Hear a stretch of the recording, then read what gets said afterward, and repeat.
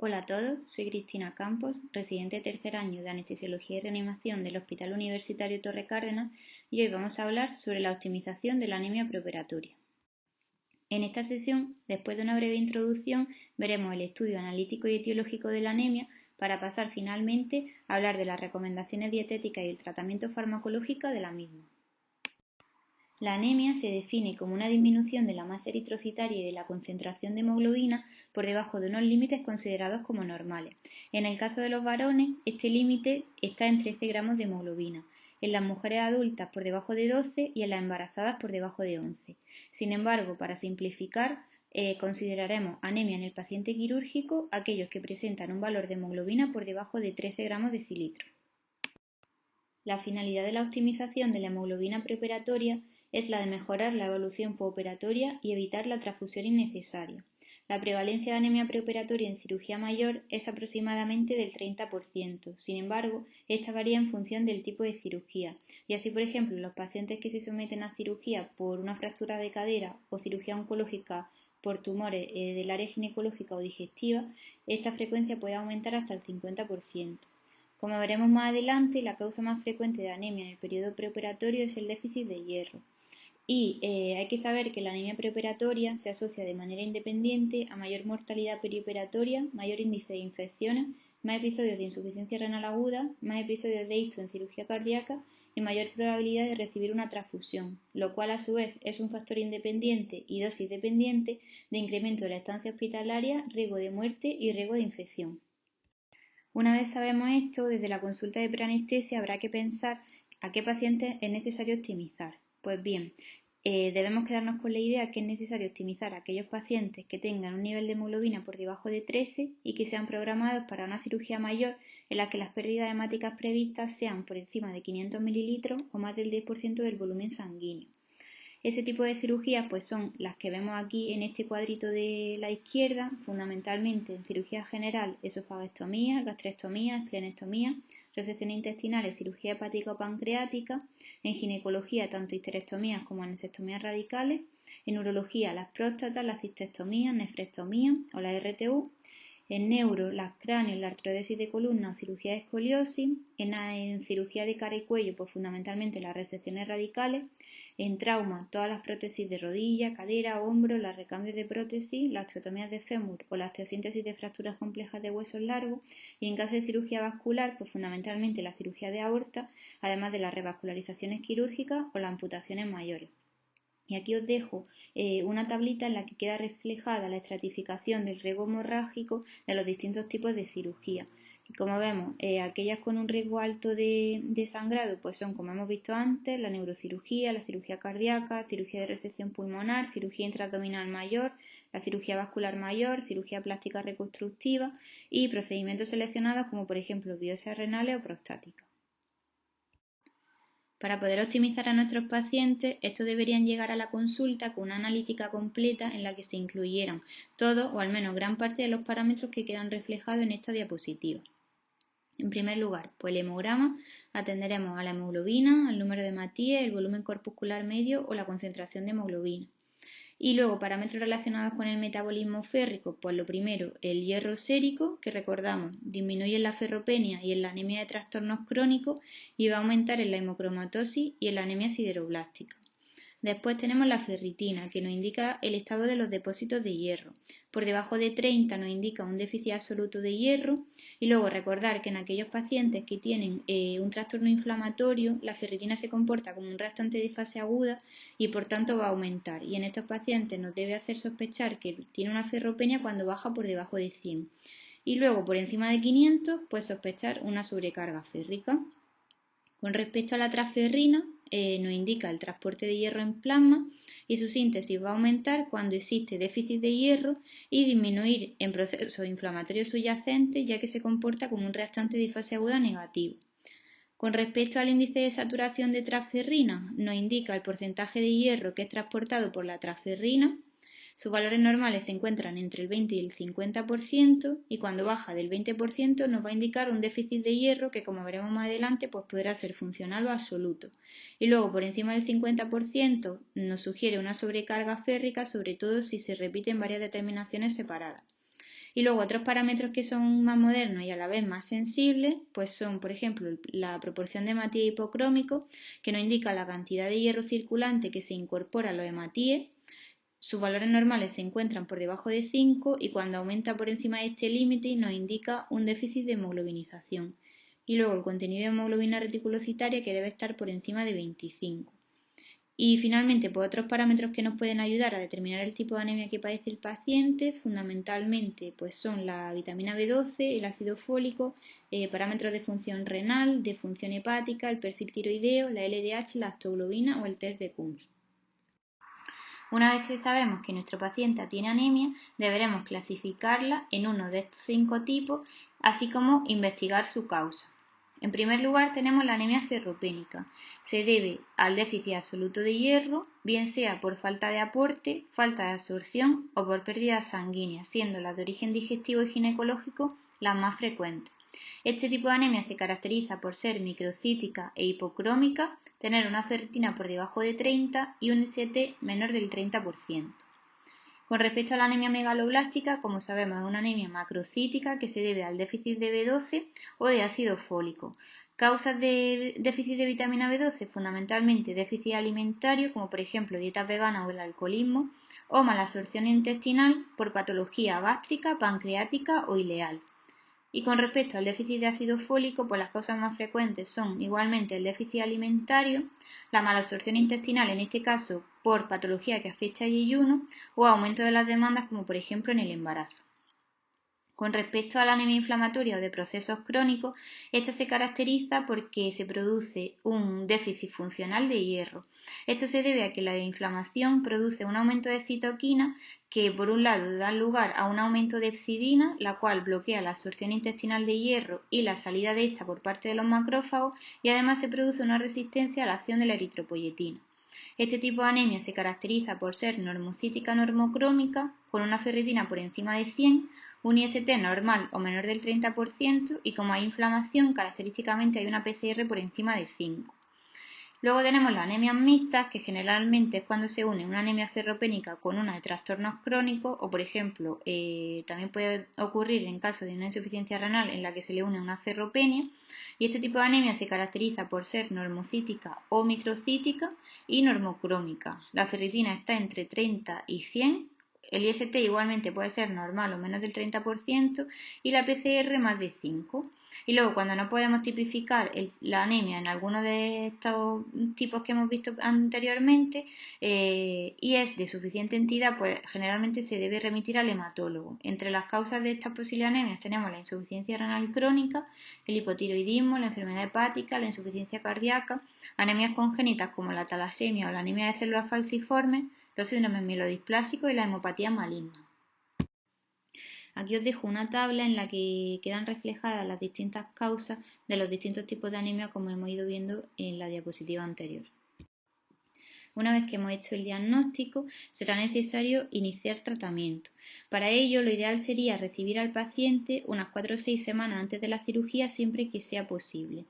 Y para poder decidir qué hay que hacer con el paciente, pues es bastante útil este algoritmo que aparece reflejado aquí. Lo primero que habría que ver es cómo está el índice de saturación de transferrina. Cuando este está bajo, por debajo del 30%, recordamos, nos indica un déficit de hierro que podrá ser funcional o absoluto. Y para ello lo que hay que hacer es mirar la ferritina. Cuando está por debajo de 30, déficit absoluto de hierro característico de la anemia ferropénica, y en ese caso habrá que iniciar el tratamiento con hierro oral o intravenoso. Cuando la ferritina está por encima de 100, lo que tenemos es un déficit funcional de hierro, que como hemos visto es característico de la anemia por trastornos crónicos, y lo que habrá que hacer es iniciar tratamiento con EPO y en ocasiones añadirle hierro intravenoso. Y luego, si la ferritina está entre 30 y 100, pues lo que tenemos es una anemia mixta, es decir, una anemia por trastornos crónicos a la que se le ha unido un déficit de hierro, y en ese caso habrá que reponer el hierro aportando hierro intravenoso, y en ocasiones habrá que añadir análogos de la eritropoyetina. Y luego, si el índice de saturación de transferrina es normal, es decir, está por encima del 30%, lo que habrá que hacer es mirar la vitamina B12 y el ácido fólico. Cuando estos están bajos, nos encontramos ante una anemia megaloblástica y se deberá iniciar tratamiento sustitutivo con B12 o fólico en función del déficit que exista. y cuando estos están normales pues debemos irnos a ese cuadrito de otras causas de anemia, derivar al hematólogo cuando sea necesario e iniciar tratamiento específico. Con respecto a las recomendaciones dietéticas, debemos recordar que si bien una alimentación equilibrada y los productos ricos en ciertos nutrientes son esenciales para prevenir su déficit, una vez que se ha instaurado la anemia, esta no va a ser suficiente y será necesario complementarlo con tratamiento farmacológico. Con respecto al déficit de hierro, pues decir que las dietas bajas en alimentos de origen animal y ricas en productos vegetales constituyen un factor de riesgo para el déficit de hierro, debido a varios motivos. En primer lugar, a la biodisponibilidad del hierro. Y es que los productos cárnicos, la carne, el pescado, los huevos, poseen hierro en forma hemo, que tiene una biodisponibilidad que ronda el 30%. Sin embargo, por ejemplo, las verduras lo que tienen es hierro en forma no hemo, cuya biodisponibilidad no alcanza el 10%. Y luego hay sustancias o productos que van a aumentar y otros que van a disminuir la absorción intestinal de hierro. ¿Cuáles son aquellos que lo van a mejorar? Pues fundamentalmente las proteínas de origen animal y la vitamina C. Y luego aquellos que lo van a disminuir pues son fundamentalmente los fitatos que están presentes por ejemplo en los cereales integrales o en semillas, los tanatos que están presentes en el té, fosfatos presentes en la avena o el centeno y los polifenoles que son muy abundantes en la fruta y la verdura. Y luego también tenemos que recordar que todos aquellos fármacos que van a modificar el pH gástrico pues también van a dificultar o van a disminuir la absorción de hierro. Con respecto al déficit de vitamina B12 o folato, pues recordar que las células humanas no son capaces de sintetizar ninguno de estos dos nutrientes. En la mayoría de los casos, una dieta equilibrada contiene las cantidades suficientes de ambas vitaminas. Sin embargo, por ejemplo, los veganos estrictos necesitan suplementar la vitamina B12 ya que está presente exclusivamente en productos de origen animal, como por ejemplo la carne, el pescado, los productos lácteos o los huevos. El folato, sin embargo, sí que está presente tanto en productos de origen animal como en vegetal. De los productos animales el más rico es el hígado y luego es fundamentalmente abundante en aquellas verduras de hoja verde, en el brócoli, espárrago, guisantes, garbanzo o por ejemplo en el arroz integral. Bien, pues ahora vamos a hablar del tratamiento farmacológico y empezamos con el hierro oral. Decir que el hierro oral es la primera opción terapéutica en los pacientes con ferropenia con o sin anemia. De ello de elección las sales ferrosas a dosis de unos 100 miligramos al día y de ellas se recomienda el sulfato ferroso. Clásicamente se ha dicho que se recomienda tomar el hierro en ayunas, sin embargo se ha visto que es mejor tomarlo con alimentos para mejorar la tolerancia y el cumplimiento terapéutico. Y además se ha visto que tomarlo a días alternos es igualmente efectivo y mejor tolerado. Con respecto a las recomendaciones específicas, pues con un nivel de evidencia 2B se recomienda en el preoperatorio de cirugía ortopédica y del cáncer colorectal con objetivo de mejorar el nivel prequirúrgico de hemoglobina, corregir la ferropenia y reducir la tasa transfusional.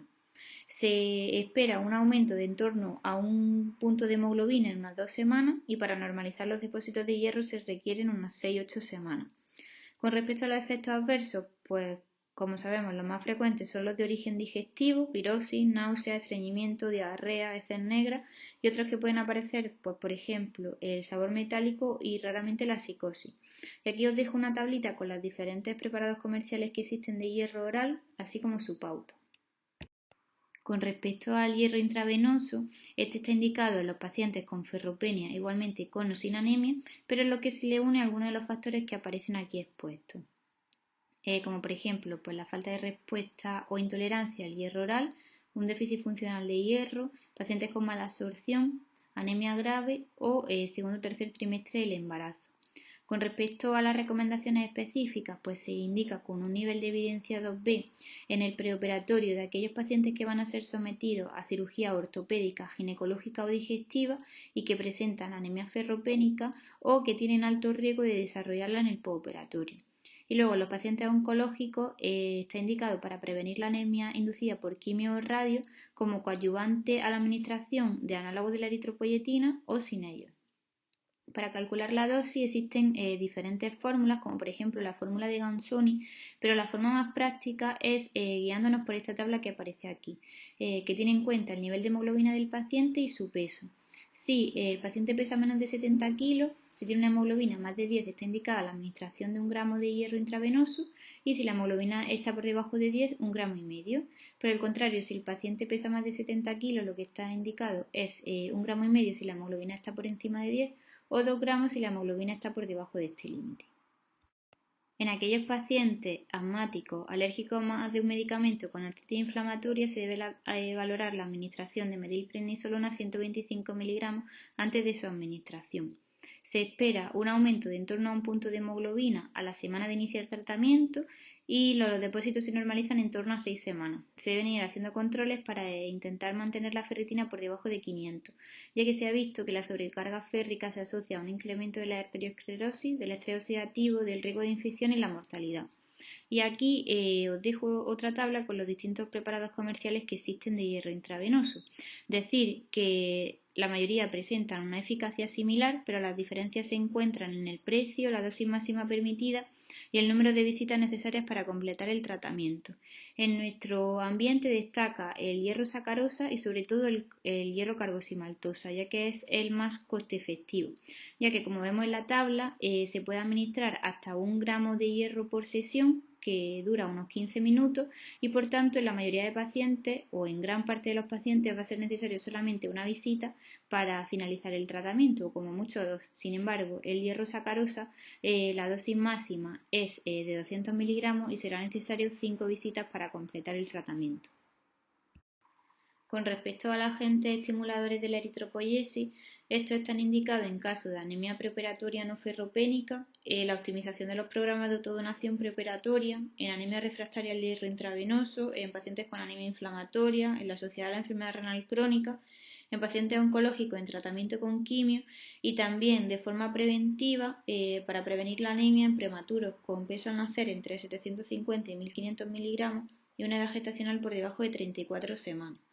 Con respecto a las recomendaciones específicas, pues con un nivel de evidencia 1A está recomendada su administración preoperatoria o perioperatoria en pacientes de cirugía ortopédica que presentan anemia y con un nivel de evidencia un poco más bajo, en torno al 2A, para los pacientes del resto de cirugía mayor. Con respecto a los efectos adversos, los más frecuentes son la aparición de un síndrome pseudogripal y la hipertensión. También raramente puede aumentar el riesgo tromboembólico y además en algunos tipos de tumores existe la posibilidad de que pueda estimular el crecimiento tumoral. Por ello, contraindicaciones relativas para este tipo de fármacos son la presencia de antecedentes de vasculopatía periférica o aumento del riesgo de trombosis tanto venosa como arterial. Además, no se recomienda su administración en embarazadas, durante la lactancia, si existen antecedentes de convulsiones, insuficiencia hepática o hipertensión no controlada. Con respecto a la respuesta, pues se espera un aumento de en torno a 1 punto de hemoglobina a la semana y se debe administrar la mínima dosis eficaz. Para ello es útil administrar conjuntamente hierro oral o intravenoso a no ser que se detecte sobrecarga férrica y además reponer tanto la vitamina B12 como el ácido fólico si se detecta su déficit. Se deben ir haciendo hemogramas semanales para ver los niveles de hemoglobina y parar cuando ésta aumenta por encima de 13 puntos. Y además en estos pacientes es necesario monitorizar la tensión arterial. Además, os dejo una tabla con los distintos preparados comerciales disponibles y de ellos pues destacamos la epoetina alfa, ya que es la que está presente en nuestro hospital. La dosis se administra según peso, en torno a unas 50 unidades por kilo, 3 veces a la semana y se puede administrar tanto intravenosa como subcutánea. Y luego decir unas breves palabras sobre el fármaco que aparece ahí en la última fila de la tabla, el roxadustat, que es un inhibidor reversible de la enzima prolilhidrosilasa del factor inducible por hipoxia, que lo que hace es aumentar los niveles de hipoendógena, regular las proteínas transportadoras de hierro y reducir la producción de histidina. Por tanto, mejoran la biodisponibilidad del hierro y aumentan la producción de hemoglobina. Ahora mismo solamente está indicada para el tratamiento de pacientes adultos que presentan anemia sintomática asociada a la enfermedad renal crónica y la principal ventaja es que se puede administrar de forma oral. La vitamina B12 está indicada en aquellos pacientes en los que se detecta su déficit con o sin anemia. E igualmente está indicado en pacientes tratados con hierro intravenoso o análogo del eritropoyetino en el que se detecta un déficit subclínico. Con respecto a la posología, decir que los regímenes de tratamiento oral a altas dosis y parenteral son igualmente eficaces. Sin embargo, se prefiere la vía parenteral en los casos de pacientes con anemia graves, con hemoglobinas por debajo de 8 o sintomáticos, en presencia de síntomas neurológicos o neuropsiquiátricos, malabsorción intestinal, preocupación por la adherencia del paciente al tratamiento o por el seguimiento posterior y en casos de la embarazada. Si está presente alguno de estos factores que hemos descrito, se prefiere, como hemos visto, la vía intramuscular y se debe administrar un vial que son unos 1000 microgramos en días alternos durante 1 o 2 semanas y posteriormente un vial a la semana durante 4 o 6 semanas. Por el contrario, si no está presente ninguno de estos factores, pues se puede elegir tanto el tratamiento vía oral o intramuscular. En caso de elegir la vía intramuscular, pues se debe administrar un vial a la semana durante 4 semanas y posteriormente un vial al mes si es ciancobalamina o un vial cada 3 meses en caso de la hidroxicobalamina. Y luego, en caso de elegir la vía oral o sublingual, pues se administra entre 1000 y 2000 microgramos al día. El tratamiento generalmente dura unas 4 semanas, como hemos visto, aunque en caso de ausencia de mejoría de los síntomas neurológicos o neuropsiquiátricos, el tratamiento puede ser necesario continuarlo hasta 3 meses. Y luego, si los pacientes tienen una causa irreversible de déficit de B12, pues en ese caso se debe mantener el tratamiento de por vida. Y finalmente, pues tenemos el ácido fólico. Este está indicado en pacientes con déficit del mismo con o sin anemia e igualmente en pacientes tratados con hierro intravenoso o análogos de la eritropoyetina y que presentan un déficit subclínico. En estos pacientes está indicada la administración vía oral de 5 miligramos al día durante unos 4 meses y posteriormente se pasa a una dosis de mantenimiento de 5 miligramos a la semana hasta normalizar los valores de ácido fólico. En aquellos pacientes que tienen alto riesgo de desarrollar un déficit de fólico, está indicada la prevención con la administración de ácido fólico a dosis baja, en torno a 1 miligramo al día, y estos son, por ejemplo, pues los pacientes que toman antagonistas del ácido fólico, en las embarazadas y pacientes con anemia hemolítica crónica, trastornos hematológicos en la hemodiálisis. Recordar que existen preparados para la administración parenteral para aquellos casos que presentan malabsorción intestinal y que si la causa es irreversible el tratamiento deberá ser indefinido. Y luego recordar especialmente que nunca se debe iniciar tratamiento con ácido fólico hasta que se descarte un déficit concomitante de vitamina B12, ya que si se inicia primero el fólico pues pueden ir mejorando los valores de hemoglobina, pero otros parámetros o otros síntomas, mejor dicho, asociados al déficit de B12, como por ejemplo los síntomas neurológicos, no van a mejorar e incluso pueden empeorar si no se administra primero la B12. Y bueno, hasta aquí la sesión de hoy. Como conclusiones para llegar a casa, recordar que en el contexto quirúrgico consideraremos anemia los niveles de hemoglobina por debajo de 13, tanto en hombres como en mujeres no embarazadas, que es importante optimizar a los pacientes desde la consulta de preanestesia, ya que la anemia preoperatoria es una comorbilidad frecuente que aumenta el riesgo de mortalidad perioperatoria, infección, insuficiencia renal aguda, ictus y transfusión. Vamos a optimizar a aquellos pacientes que tienen hemoglobinas por debajo de 13 y que son candidatos a cirugía mayor con pérdidas hemáticas previstas más de 500 mililitros o más del 10% del volumen sanguíneo, y para ello, si es posible, recibiremos al paciente unas 4 o 6 semanas antes de la cirugía con una analítica que incluya un hemograma, parámetros del metabolismo férrico y otros parámetros bioquímicos como por ejemplo la B12, el ácido fólico, parámetros de función renal, hepática o tiroidea. Y aquí os dejo el algoritmo diagnóstico terapéutico, que me parece lo más importante para llevarnos a casa de esta sesión. Recordamos, lo primero, ver si existe anemia preoperatoria con hemoglobinas por debajo de 13 y lo siguiente a mirar sería el índice de saturación de transferrina para ver si existe déficit de hierro. Esto se confirma si está por debajo del 30% y para ver si es funcional o absoluto miramos la ferritina. Si está por debajo de 30, déficit absoluto de hierro, recordamos característico de la anemia ferropénica y en ese caso está indicado iniciar tratamiento con hierro oral o intravenoso. Si la ferritina está por encima de 100, lo que tenemos es un déficit funcional de hierro característico de la anemia inflamatoria y en ese caso indicada administración de análogos de la eritropoyetina y en ocasiones asociando hierro intravenoso. Y luego, si la ferritina está entre 30 y 100, eso aparece en las anemias mixtas y en ese caso habrá que reponer el déficit con hierro intravenoso y en ocasiones es necesario asociar análogos de la eritropoyetina. Por el contrario, si el índice de saturación de transferrina es normal, es decir, está por encima del 30%, lo siguiente que habría que mirar es la vitamina B12 y el ácido fólico. Si estos están bajos y además tenemos una macrocitosis, lo que estaremos seguramente sea ante una anemia megaloblástica y en ese caso lo que hay que hacer es reponer la B12 o el fólico en función de lo que esté bajo. Si los niveles de estos son normales, pues debemos acordarnos de ese cuadrito de otras causas de anemia, entre los que se encuentra el hipotiroidismo, la hepatopatía, la insuficiencia renal, las anemias congénitas, la hemopatía maligna o el síndrome mielodisplásico. En ese caso puede estar indicada la derivación al hematólogo para iniciar el tratamiento específico. Y luego, con respecto a los fármacos, he dejado las dosis de los fármacos más utilizados en nuestro hospital. Con respecto al hierro oral, recordar de elección sulfato ferroso, un comprimido cada día o cada 2 días. Con respecto al hierro intravenoso, de elección el hierro carboximaltosa, ya que es el más coste efectivo, y la dosis se establece en función del nivel de hemoglobina y del peso del paciente. Con respecto a la vitamina B12, generalmente de elección la ciancobalamina de administración parenteral.